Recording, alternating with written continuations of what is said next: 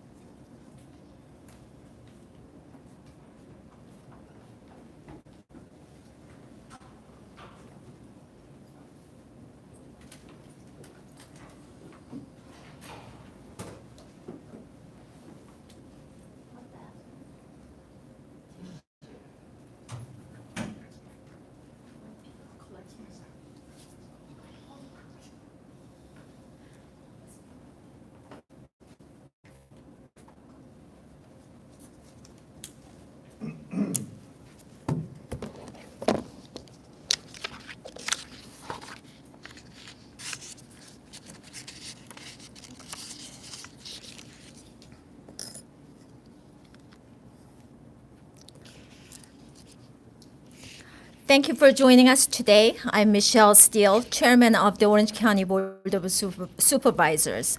Today, the Orange County Healthcare Agency reported that we have a total of 1,079 confirmed cases of COVID-19 and 17 deaths. As we hit over 1,000 cases, my heart and prayers go out to all of the patients and their beloved ones that have been affected by this virus. Despite the gradual increase in cases we have seen in Orange County, the number of those hospitalized with COVID-19 remain comparatively low. As of today, we have 127 hospitalizations and 63 in ICU. Please know that your county is working hard to assist you during this time and in the months to come. Under my guidance, the county has launched a comprehensive list of resources to better assist Orange County's residents that may be found at covid19info.ocgov.com. Here in Orange County, we need more help for our local communities and businesses. More than 400,000 small business loans were approved in the past week throughout the country, but so many more are in need of aid.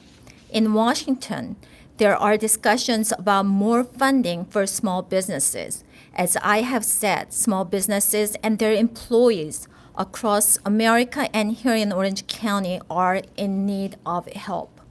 I urge Congress to please set aside partisan bickering and ensure that our small businesses and their employees have the assistance they need. While we continue to fight the COVID-19 pandemic, we at the county will continue doing what we can here at home to focus on the future. I know we will beat the coronavirus, but our economy has to recover.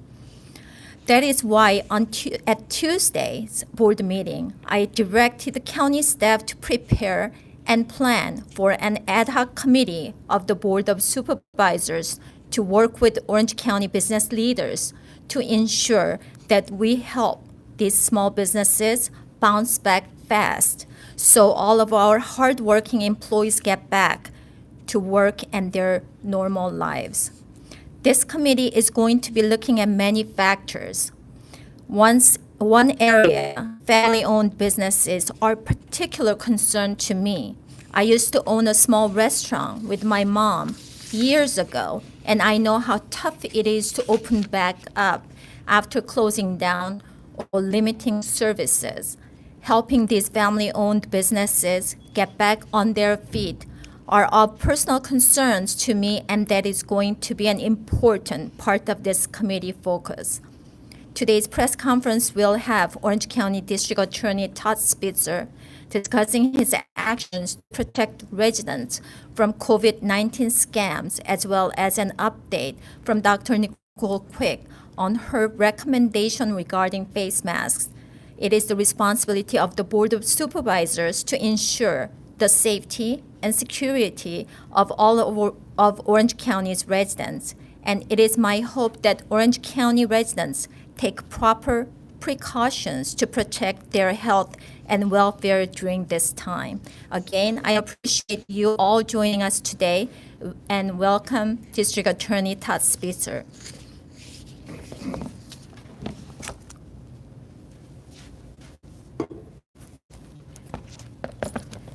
Well, thank you very much, Madam Chair, and to the whole Board of Supervisors. I really want to thank Frank Kim, who's also here, the CEO of the county council, who is advising all of us on a constant basis, the healthcare agency, who's doing so much frontline work, and the doctors, of course, Dr. Quick and her staff, social services, who's trying to provide much needed services to the community, and all the county departments. I just have to tell you, as an employee of this county for 30 years, I am just absolutely impressed and amazed by what people are doing to protect our community. And I still want to thank the community. We're all locked up in our homes, and we're experiencing things we've never experienced before. I know people are getting very, very frustrated and very impatient, but I want you to think about this. As you flatten the curve extends out further, and that's what we're hearing now, that we're not necessarily in California going to have a peak, but we're going to be at least constrained longer, because as you flatten out the curve, it extends longer. My comments are going to talk about that and some of the things we're experiencing as a society, especially in the criminal justice arena. And so I want to talk about that today, and I want to thank the chairwoman of the Board of Supervisors for inviting me today. I know it's not necessarily hard to believe, but people will exploit the public for financial gain during a pandemic. And we created a hotline, which you can see behind me, and you can see the number. And the number is 714-834-3482. It's a coronavirus scam hotline, and it's designed to allow you to report suspicious activity. I'm going to explain some of the intricacies of these various scams that are going on, but if you're in doubt, I just want you to make a phone call. There's 800 employees in the Orange County District Attorney's Office. We have 150 District Attorney investigators, and they're specifically trained to investigate these kinds of crimes. So allow us to do our job, and if you'd use the tip line, we would very, very much appreciate that. So the number behind me, please make sure you write that down. To date, we've received in Orange County 130 complaints, specifically about the overcharging for water, toilet paper, the use of non-FDA approved testing. You've heard or read in the paper about a serology exam. I know Dr. Quick and others talked about it before. There's various tests. One's a blood test, one is swabs in the nose. And what we want you to appreciate is some have been approved by the FDA and others have not. The job of the District Attorney's Office is to determine whether there's been a misrepresentation about approval during the administration or the attempted administration of that test. The FDA is responsible for enforcing the actual misuse or possession of an unapproved test. So I just want you to understand, when you file those complaints with us, we will look into those, and then if it's not our jurisdiction, we will certainly refer that to the federal government. This situation obviously is very, very stressful. A lot of people have lost their jobs. People are struggling, we know that. It is impossible for some to even put food on the table and buying basic necessities. My job is to make sure that you can buy necessities at a fair price. So I want to talk specifically at this point about price gouging. And I'm going to use a couple examples so that you can understand what price gouging is and what price gouging isn't.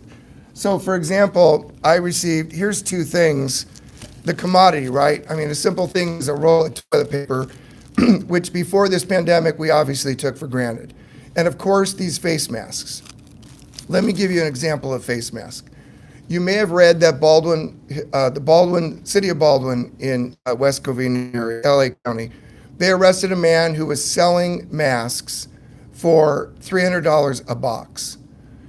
In that particular case, those masks, which is very similar to the one I'm holding, they're about $1 a piece when you used to buy them, say, at Home Depot or Lowe's.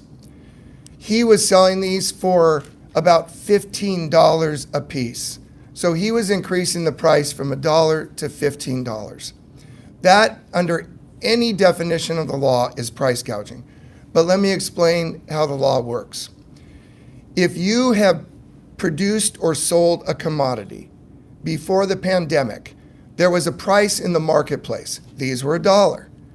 After the crisis began, there was a run on these masks, and of course, the price increased based upon scarcity.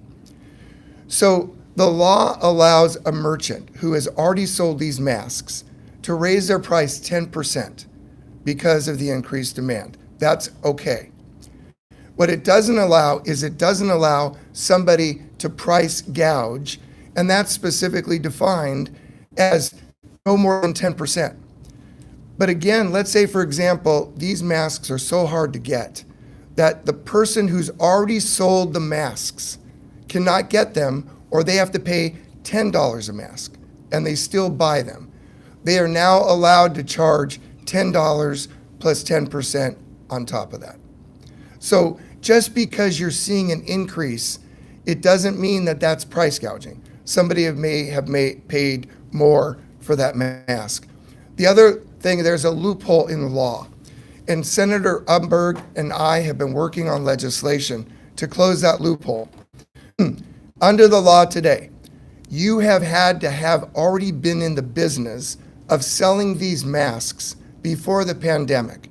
So if you became an entrepreneur, in other words, you saw an opportunity to make money and you bought up all these masks, but you never sold masks in the marketplace before, you could not be prosecuted irrespective of the price you charged. However, Governor Newsom implemented an emergency order where he covered that loophole under his emergency order. Now, when you pay $1 for this mask, you can charge up to $1.50. You're allowed to increase your price by 50%.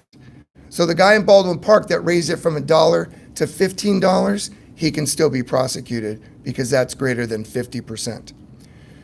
Senator Umberg, through his leadership, we will close that loophole through a state law. We don't need it right now because of Governor Newsom's order. Let me give you an example about toilet paper. So our office received a call that a convenience store was selling a roll of toilet paper just like this for $2.99.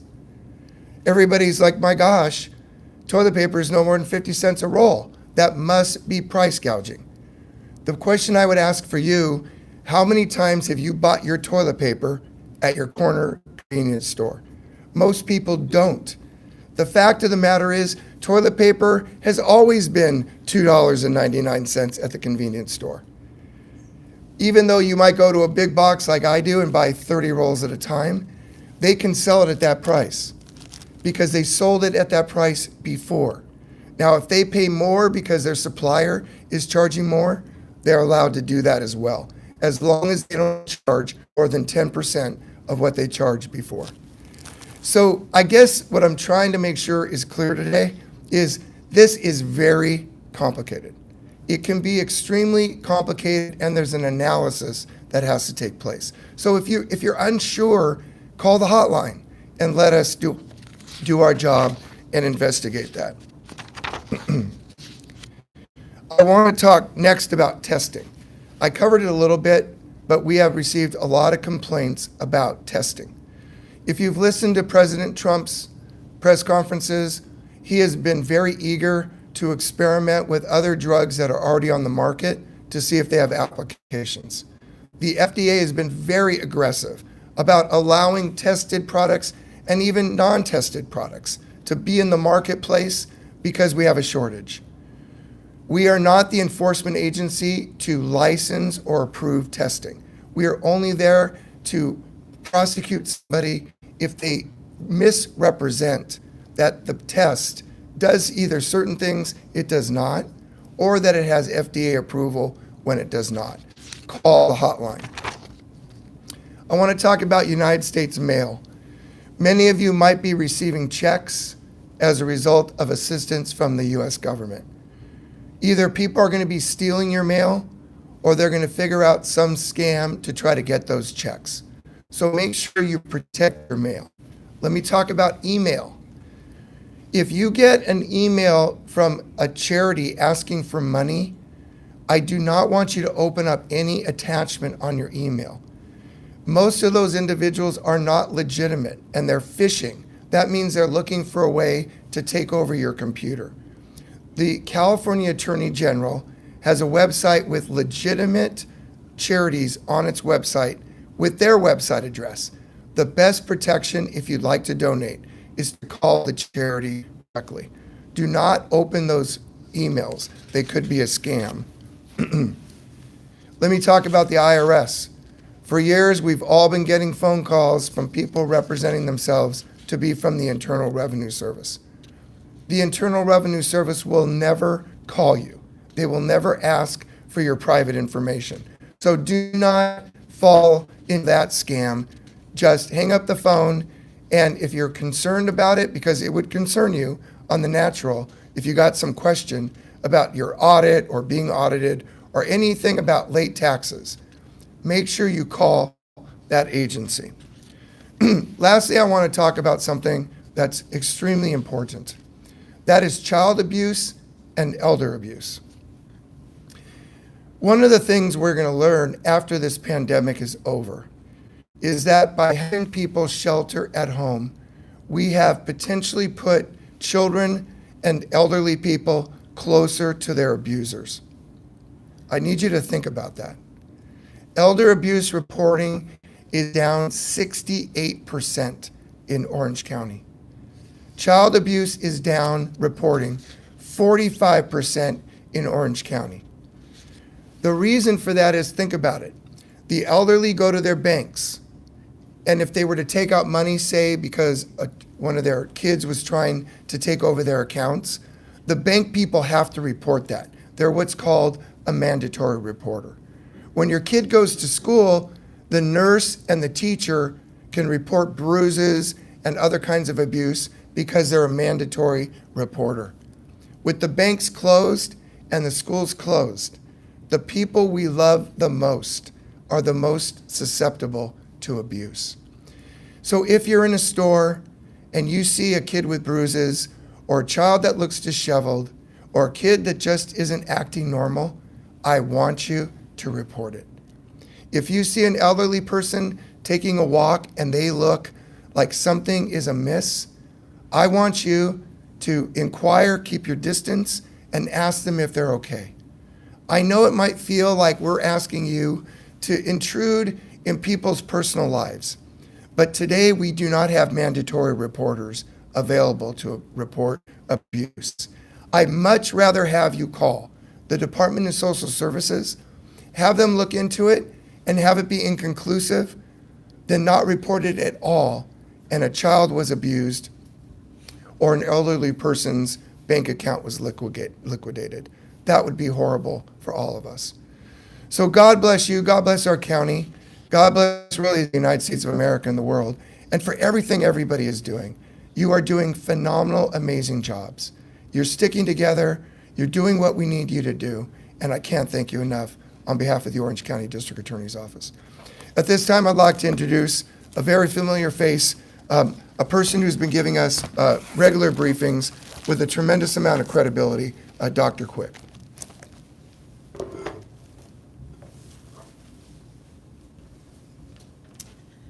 Thank you and good afternoon. I'm Dr. Nicole Quick, County Health Officer. Earlier today, we released some guidance that I put out regarding face coverings. The guidance recommends strongly that essential workers wear a face covering while engaged with contact with the public or coworkers, as well as that the general Orange County residents wear a face covering when engaged in essential activities. I want to be clear about what these face coverings are and are not. The face coverings we are referring to in the guidance relate to a cloth face covering that can be worn. It can be made out of a variety of materials, can be made at home or purchased. What these face coverings are not are the N95 respirators and surgical masks, which our first responders and healthcare providers need, and which we all know are under critical shortage right now. In general, this recommendation is in line with guidance from the California Department of Public Health as well as the CDC. The goal in issuing this recommendation for residents as well as essential workers to utilize face coverings is hopefully to add another tool in our kit to slowing the spread of C-19 in Orange County. Face coverings help protect your neighbors from any potential respiratory particles that you are breathing out, and can be useful, but are not sort of to be used instead of these other basic measures that you've heard us speak about over and over again. Once again, social distancing, so remaining at least 6 feet away from others, washing hands frequently, covering any coughs or sneezes, and very importantly, staying home unless you are engaged in essential work and or going out for essential activities remains critical. We are hopeful about how our response has been in Orange County. I want to thank everybody with their cooperation with staying home and helping to protect our neighbors that are most vulnerable. Thank you.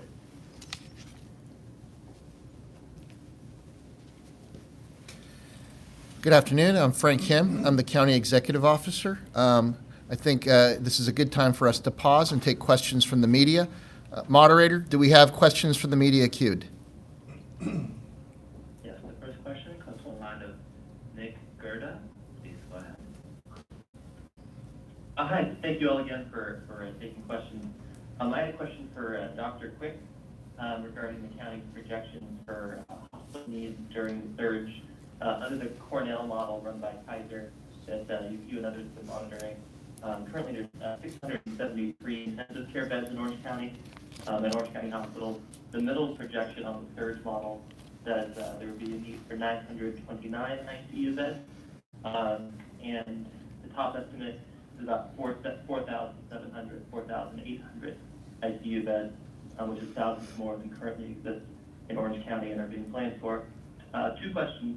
With social distancing now being pretty widely followed, do you consider the higher estimates in that Cornell model to be unlikely at this point? And in your view, how many ICU beds, hospital beds, and ventilators should be in place in Orange County when the surge hits? Sure, thank you for the question. What I would like to say about modeling is that we continue to run various publicly available models almost on a daily basis right now. And the reason we do that is these models change projection-wise based on a lot of the details on what our daily case counts are doing. I want to make a comment on that as well. The daily case counts that you see posted on our website, it's important to follow those as a trend. So you will see some fluctuation on a daily basis in the reported number of cases. And what we are most concerned about is the trend. Overall, we believe our trend is headed in the right direction, and that's related to the number of new cases we've seen over a period of time. So back to the modeling question, we continue to run models on a daily basis. We are basing our response on the idea of planning for a surge in our healthcare system, and we are working actively with the state as well as our region to ensure that we have enough hospital beds, ICU beds to meet this. As far as specific numbers to that question that you asked, I do not have that model in front of me right now. We are actively working with the state to make sure that our number of surge beds is consistent with what they need for the region. Thank you. Yeah, thank you. And a quick follow-up on the kind of the apparent flattening of the curve. Do you believe in your medical estimation that part of that may be because of kind of the throughput maximum currently being reached on new testing per day that could kind of level off the number of new cases each day simply because of the continued shortage of testing across Orange County, the state, and nationally? Or do you believe that this leveling off of new cases is a true reflection of leveling off actual new cases? Sure, a couple comments on that. We definitely all know that there is a shortage in capacity of testing across the U.S., state of California, Orange County as well. We one of the things we look at is a measure of the number of positive tests we get each day versus how many tests we've done. We have seen that number remain relatively consistent. So that kind of gives us some measure of whether or not we're picking up more positives or not. As far as the question about social distancing, I'm hopeful level. Once again, I said we need to watch that case count as a daily trend, as a trend and not as a daily output. Once again, I think that social distancing, we have a reason to be helpful that this is working. I want to remind everybody that this doesn't mean we can lessen up on any of this. We still need people to stay home and only come out for essential activities. Thanks. Well, then, lastly, the county medical update notes that several hospitals are in the red or limited zone when it comes to capacity and potential issues with patient care. Could you describe kind of what that red zone or limited zone means and kind of translate that into English for us? I actually don't know what you're referring to as far as the red zone. Our hospital capacity right now, most of our hospitals are running at relatively low capacity, and that's by design. We've asked individual hospitals, actually as a whole, to cancel elective procedures so that they might have capacity for a surge. And from what I know, the hospitals still have plenty of capacity for treatment at this time. Thank you, Dr. Quick. Next question comes from the line of Darsha Phillips. Please go ahead. Hi, this is Darsha Phillips with NBC4. My first question that I have is about testing. Is there free testing being offered anywhere in the county? Sure. I'll ask Dr. Quick to come up and respond to that. So let me speak to what we do at our public health lab right now. Our public health lab will evaluate potential individuals that may be symptomatic from C-19 and to see if they qualify for testing. If we run a test in our public health lab, we never charge for that. I can't speak to every testing site that has been potentially set up in Orange County. Individual health systems or hospitals may have testing sites that have been set up to test individuals within their health system. But once again, we never charge for a test for C-19 at our public health lab. And I know that some other areas have been able to examine the data coming in from these test sites and kind of group them from demographics. We're learning that some groups appear to be more adversely affected than others. Is Orange County doing anything to analyze data coming in from their testing sites? Sure. So let me kind of give you, and I'm going to read my paper here because this is new for us. We are also trying to look at test results by demographics, and what you're referring to is race and ethnicity. We do have, and I think the key point for this is out of the tests that we have so far, we have demographic information for just under 50%. So some of this is certainly incomplete data. We will start reporting that data on our website, but we generally have a breakdown. The vast majority of individuals who we have tested are either Hispanic, Latino, that is 12%, unknown once again is 52%, and white is 21%. And once again, we will try to get this information on our website, and I want to reiterate that this information is only about a little under half the number of tests that we have done. Great, thank you so much. Next we go to the line of Martin Wiscol. Please go ahead. Hi, this is Martin Wiscol, the Orange County Register. I have two pretty short questions. The first one I think is best directed to Dr. Quick, although I welcome any thoughts that Mr. Kim has.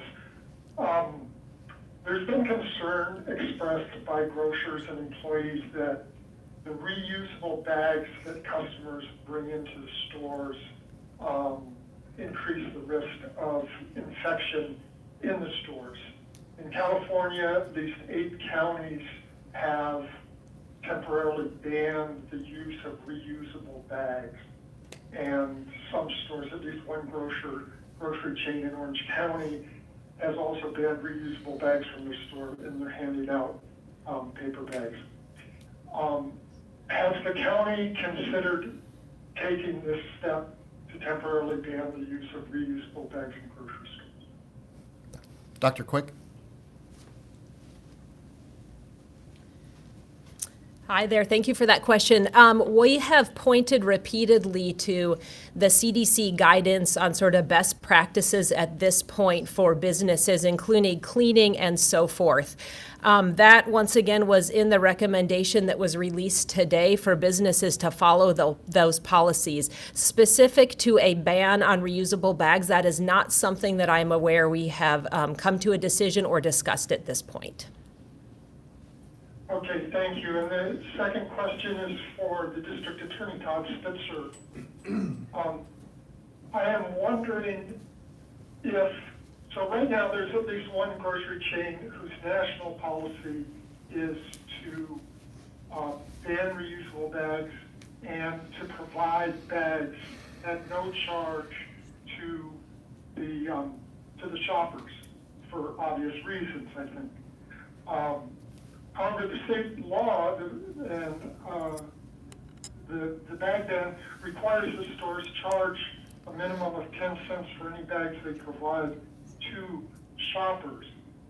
So there are some counties, and in Orange County, some stores that are technically in violation of state law. Is this something that you would pursue enforcement of? And if not you, who would be responsible for enforcing this if it were to be enforced? Thank you for that question, Martin. Good to hear you, Martin. I haven't seen you in a long time. A couple things. First of all, obviously the 10 cents was being charged to deter people from purchasing bags in the store. It was basically an economic disincentive when the legislature passed it, because I think I was in the legislature and I'm pretty sure I voted against it. With respect to your enforcement question, I've made it pretty clear I'm not interested in enforcing certain aspects of the law. For example, social distancing. That's a big question now. If there's an enforced social distancing order like in Los Angeles, or is there going to be arrests? I think there has to be good judgment from law enforcement and from the district attorney's office and city attorneys in the prosecution. I do not want to prosecute people. But if, for example, people are having a kids party and they have a jumpy and they're completely, violating every rule and it's against all social practices, that's a whole different conversation. So to answer your question directly, let's say, for example, on the 10 cents, the state gets 2 cents revenue. If somebody shares in the revenue, that's a whole different conversation because I don't know how that works.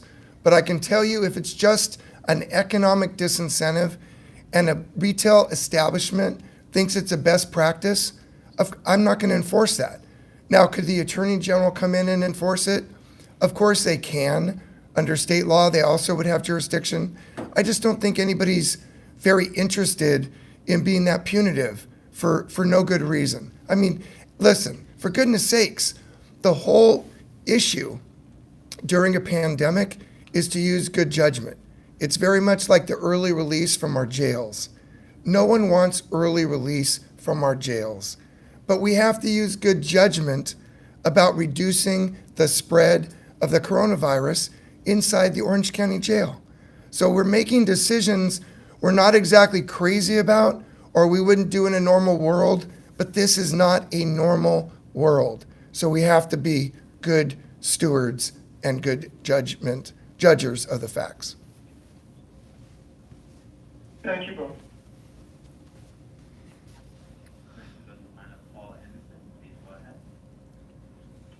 I wanted to ask why the health order regarding coverings was not a mandatory one, and why the decision was made to have a strong recommendation. Some experts I've talked to from academia, like UC Irvine and Chapman, say it should be mandatory. Sure, so thank you for that. At this point in time, the reason I made a strongly recommend versus a mandate is based on what we're seeing numbers-wise, and I'm hopeful that we're seeing a flattening of curve in Orange County. I want to be very clear that there may be in the near future a time where a mandate is more appropriate. So this is something that is going to be continually revisited, but at this time, this is another tool to help slow the spread of C-19 in Orange County. I want to talk once again, I want residents to continue doing what they're doing right, which is staying home except for working in an essential business or going out for essential activities. And once again, we all need to be in this together to protect those most vulnerable. With such a small number of tests being done, relative to the population, how can you be sure that there's evidence of a flattening of the curve? Yeah, so while testing, once again, we're all limited by the number of testing in the U.S., California, Orange County included, based on, once again, the number of tests that were done and looking at the percent positive, we are still basing our models and daily readjusting and looking at that. And there's reason to think with that, also looking at our hospitalization and ICU beds, that the trend may be slowing. Once again, it's a trend, so we need to pay attention over the next several weeks. It's not a single point in time that we base these decisions on. Thank you. Thank you. Next question comes from the line of Spencer Custodio. Please go ahead. Hi, this is Spencer Custodio with the Voice of OC. This question is for District Attorney Todd Spitzer. With the courts largely closed down, I've been getting questions are kind of popping up on how the District Attorney's Office, in conjunction with SSA, would handle elder abuse and child abuse cases. I wonder if you could speak to that. Yeah, of course. Thank you so much. So we have very limited court capacity. We're prosecuting preliminary hearings. We're doing arraignments. I just want to give a shout out to the presiding judge, Judge Nakamura, Sherry Pham, and Judge Maria Hernandez, all three judges. They're doing a phenomenal job. The sheriff and his custodial staff are just doing off the charts good work. I appreciate the question because I've been talking so much about our concern about elder abuse and child abuse. The courts are open for emergency orders. So the courts are still able to handle referrals from social services if they come through for a prosecution for elder abuse or child abuse. So my family law unit that handles those kinds of prosecutions, all of those people are working. Of the 800 people I have in the DA's office, 600 are working from home, and all of them have access to their computer. So we're fully up and running and operational, and we're reviewing all the cases that are coming into us. So my goal is, first and foremost, just like Sheriff Barnes, to protect public safety and do nothing that jeopardizes public safety in any way whatsoever. So if there's a filing, reconsideration, or request on child abuse or elder abuse, my prosecutors will review that. We'll see if there's sufficient evidence, and they will file that in court. Now remember, social service investigations, they still send out investigators. They can still refer to a police agency for an arrest. So our arrests are absolutely down in Orange County. We are seeing a dramatic decrease in arrests. But if a social service caseworker, believes there's probable cause to make an arrest because there's elder abuse or child abuse, whatever the case may be, we're going to go ahead and prosecute that case. Thank you. Next we go to the line of Chip Young. Please go ahead. I'm sticking it off speaker there. The first question is for District Attorney Todd Spitzer, and I have one for Dr. Quick if I could. Todd, you were talking about the differences in the laws of the executive order by the governor on price gouging. Can you just clarify the 10% to the 50% rule, the 10% obviously for the people who are in the business of selling something beforehand, but these entrepreneurs that come in, they have a little bit of a higher threshold? Yeah, so Chip, the governor's order covers the present loophole in state law under Penal Code Section 396. They only covered in that code section individuals who already traded in that commodity before the pandemic. So if an entrepreneur emerges to exploit this pandemic, then their price they can charge is no more than 50% of the fair market value of that commodity in the general marketplace. Now, so that's kind of established by what everybody else charges, which is not necessarily easy to prove because a big box like a Costco price for a roll is a lot different than the corner convenience store and what they pay for it. But the bottom line is it's a market-based price. So that is why I'm working with Senator Umberg, and he's introducing legislation to fix that. But let me just make this kind of general admonition. If you are purchasing goods from an individual whose price is exorbitant, then, I need you to call my hotline and let us help you find a place that's trading in that commodity at a fair market price. On my website which is behind me, if you just Google Orange County District Attorney and you go to my website, on our news release tab and information, we have about 30 referrals and agencies that can help you. I don't want anybody sitting at home feeling like that out of desperation, they have to go to the corner store and pay $5 for a roll of toilet paper. Call my number and let us help you get the resources that you need. And on that note, do you have have you had any charges filed against anyone this winter? Do you have any investigations going on right now where you anticipate any charges will be filed? So we've had, as I indicated, over 130 investigations. What we're doing is when we do our investigation, we look at all the facts I've already described. To date, we have not found somebody who fits in those categories, but we're serving them with a letter and we're putting them on notice that they're kind of operating in a gray area and they could be coming close to violating the law. So it's not a cease and desist. It's not a over-the-top threatening letter, but it's a way to tell people, be careful, do not exploit the public, and just continue to operate your business. So the answer is no. I was very pleased to see the City of Baldwin Park at least the arrest. I talked to their police chief today, and because I wanted to understand the case better, and that case it's not reported accurately in the news. That case is not being prosecuted under Penal Code Section 396.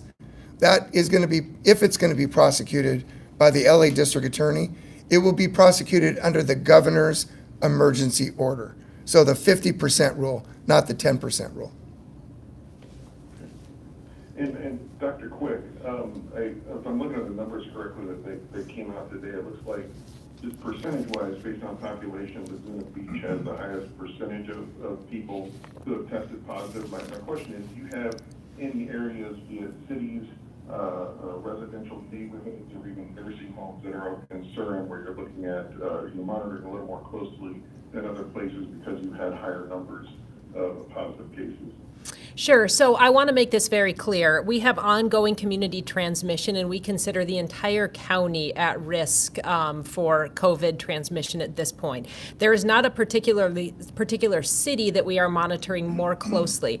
I also want to make the point that we are very closely working with our nursing homes and those congregate living facilities to make sure that we find out about any potential cases, get individuals tested and treated appropriately and very rapidly. So that is an area of ongoing, I'd say, focus that we will continue going forward. Thank you. Next we go to the line of Jessica Denova. Please go ahead. Hi, thank you. I think the first question is best for Dr. Quick, not sure about the second one. But Dr. Quick, you're talking about a very slight chance that we might be seeing a flattening of the curve. On your guys' website, on the county health website, which chart would you say illustrates this trend best? And on what days would you say, the data that you're talking about, what day would you say that you see it best illustrated on? What day does that potential flattening start? Yeah, so the data that we look at when I talk about flattening of the curve, our curve that you're seeing on the website is too early to tell. Okay, so let me explain it this way. We continue to increase in the number of total cases, which is expected. That's a cumulative case count. The number of new cases per day sort of jumps up and around, and that's because that's based on when labs are reported to us. When we look at flattening of the curve, we sometimes look at a measure called doubling time, and that sort of looks back historically at how quickly our cases were increasing and then how quickly they're increasing now. That doubling time right now appears to be stretching out, which means we have less new cases in the recent past than we did, say, 2 weeks ago. So that information, when you look at our slope of our cases cases right now may not be evident, but that's a calculation that we are calculating almost on a daily basis right now. Got it, okay. And then I'm not sure if this would be best for you or someone else, but Kaiser Permanente announced the temporary closure of some of its medical offices, and I'm wondering what that means for our surge capacity. Are we worried that maybe some patients that were going to head to Kaiser might now be coming to other hospitals, and does this affect surge capacity at all? And is it something that the county was in conversations with Kaiser? Yeah, I'm actually unaware of that. I do know from hospital capacity may be different than Kaiser closing some of its office facilities, but that may be a question for Kaiser.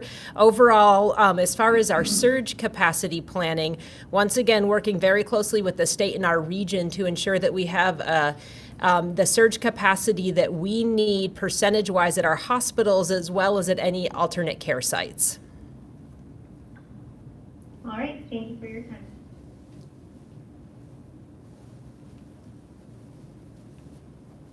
Next, we go to the line of Margaret Guerrero. Please go ahead. Yes, it's for Dr. Quick as well. We were talking a little bit about the demographic data with regard to the number of confirmed cases, but do you also have them for the deaths, and will you be putting that on the website, and when do you intend to put that information on the website? Sure. So I do have it for deaths as well, and I'm going to read because this is brand new information that we just got. Once again, we have 17 total deaths at this point. I can go through the list quickly for you. 35% or 6, and this is race, ethnicity, were Asian. 3 were Hispanic or Latino. Other was 1, and then once again, the unknown was 5, so significant number that we don't have that data for, and then white was 2. And yes, this data will be made available, and as we get more of this information, we will update that and get sort of a better picture of what this looks like, because once again, we have a significant amount of this demographic data missing from both our cases and our deaths at this time. And when do you intend to have it up on the website, that information? Oh, it's up now, so you can go there right now and see it.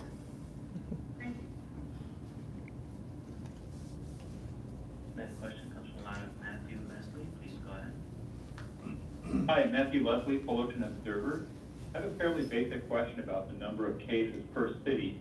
In looking at the list, someplace like Laguna Beach, as was mentioned earlier, has a higher percentage of people testing positive. Whereas if we look at say, Santa Ana, which has a very dense population, there are lots fewer per population.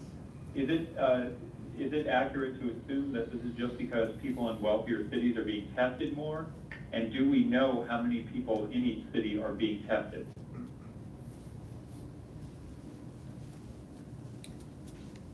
So I don't think that the assumption would be just that wealthier people are being tested more.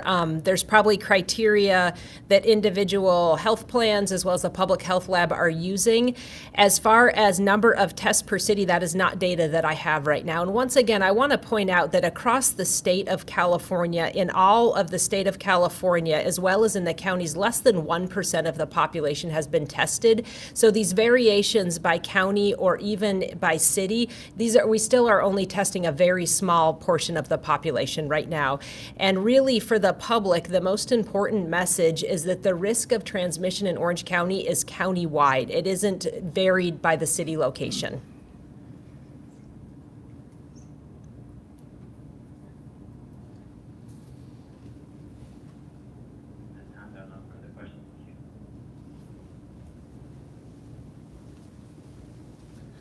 I'd like to thank everyone for participating in our press conference. And again, I would like to remind you, if you come to our website, ochealthinfo.com, just as we were in this press conference, they did update the data so that ethnicity and racial demographic information was posted while we were in the press conference. So if you check that website today, you will see that new information. Thank you all very much.